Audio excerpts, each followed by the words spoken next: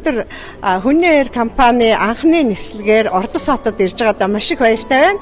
Би бас ахмад хүн ингээд газраараа бол маш их ядарна.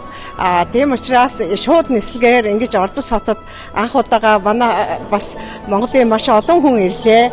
Би ер нь бол нөгөө Ордост Чингисийн анган байдаг гэж сонссон. Ер нь очиж үзье да гэж боддог байсан. Мэдээж ингээд газраа бол их ядрах учраас хүлээсээр байгаад хүний эрийн анхны нислэгээр ирж байгаадаа маш их баяртай байна. Нислэг ингэж нээлгдэж байгаа нь бол хоёр орны ард түмний хоорондоо зорчих нөхцөлийг бүрдүүлж байгаагаар маш их онцлогтой. Ингээд өнөөдрөөс эхлээд цаашдаа ингээд манай Монголын олон хүмүүс Ордос хотод зочлоо гэж бодож байна. Бид нар тавуулаа ирсэн. Анх удаа ирж байгаа. Тэгээд цаашдаа бас олон удаа ирэх байлгүй. За ямар ч эсвэл үзэсгэлэнтэй газрууд тэгээд түүх дурсгалын юм л үзэх гээд ирж байгаа шүү дээ.